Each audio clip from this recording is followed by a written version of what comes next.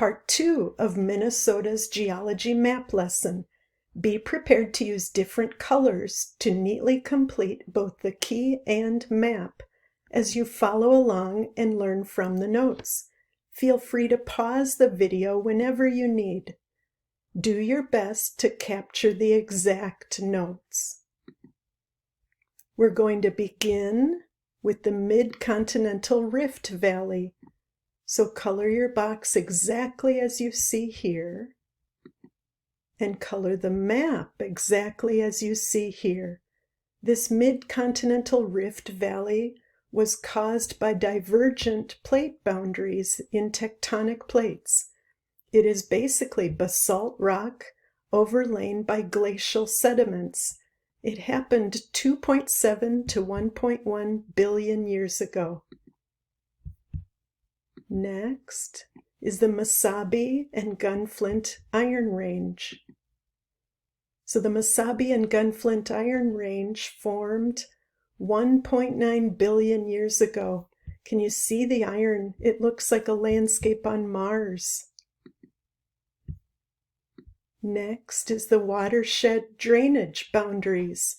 Minnesota is unique in draining to the Hudson Bay in some areas, to the Mississippi River in others, and to Lake Superior in still more.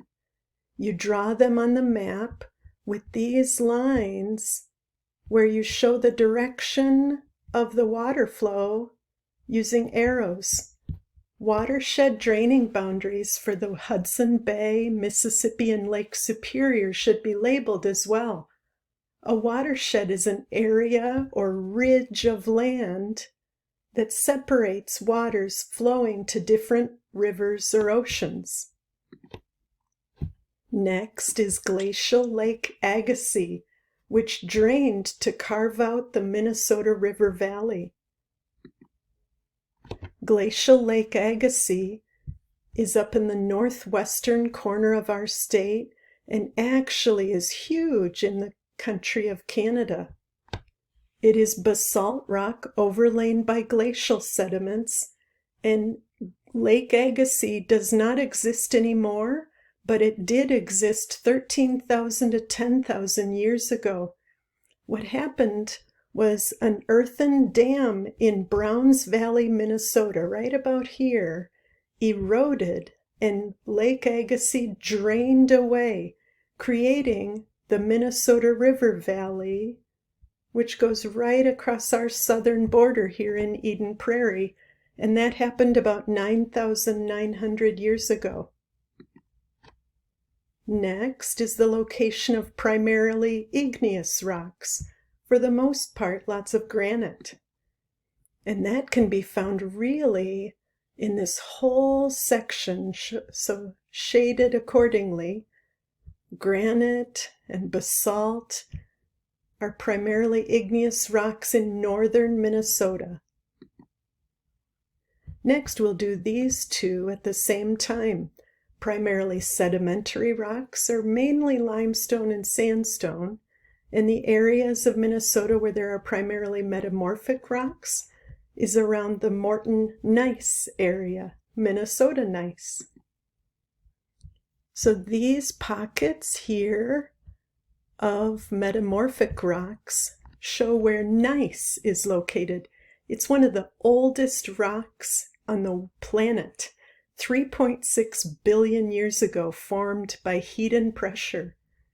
Down in the southern area of Minnesota is where you'll find all of the sedimentary rocks, primarily limestone and sandstone. Now we're going to review all of this by completing the major geologic events portion of your notes. So what were the major geologic events going on in Minnesota? The very first one occurred 3.6 billion years ago, or 3,600 million years ago. It's the oldest rocks. We just spoke of them. And these nice metamorphic rocks are some of the oldest rocks on our planet.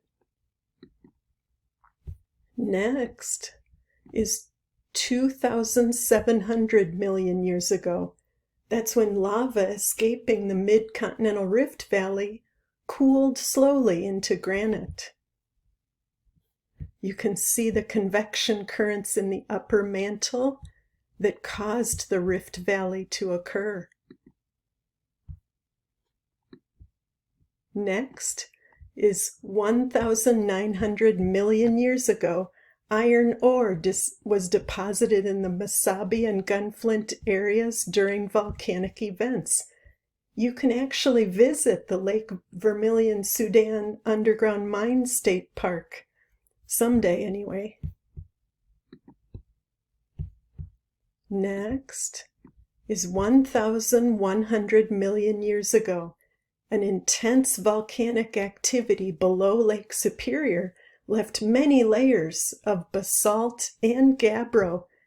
It's actually quite beautiful to go hiking near Gooseberry Falls and see all of the basalt and gabbro. 500 million to 2 million years ago is when inland seas and ocean beaches across Minnesota left many sedimentary rocks. You can see trilobite, cephalopod, fern, ammonite fossils all over the place. Mainly 440 million years ago is when they were around. During these years, Minnesota spent time down near the equator. This was also during the time of Pangaea, when all of the supercontinent was formed. You could have owned oceanfront property back in this time. Then 90 million years ago, we have evidence of dinosaurs. They were ocean-dwelling, so they swam around in Minnesota. Remember, this is way before any humans were around. Don't believe everything you see in fake science. They've actually found fossilized bones from those hadrosaurs in Minnesota. Then 75,000 to 11,000 years ago, there were glacial episodes that brought eroded rocks from elsewhere, and they carved valleys and left pothole lakes throughout Minnesota. Finally, 9,000 years ago, the earliest humans were in Minnesota. They were the Clovis culture. They came shortly prior to the American Indians, the Dakota and Lakota Nation. 2,500 years ago, there's evidence of their settlements here. And long prior to European immigrants, about 200 years ago. Notice again, this is way long after dinosaurs.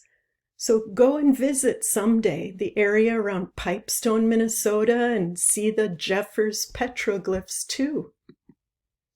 Now it's time to submit your Minnesota geology map to Schoology. Set a goal to someday visit one of the cool spots that we've learned about today.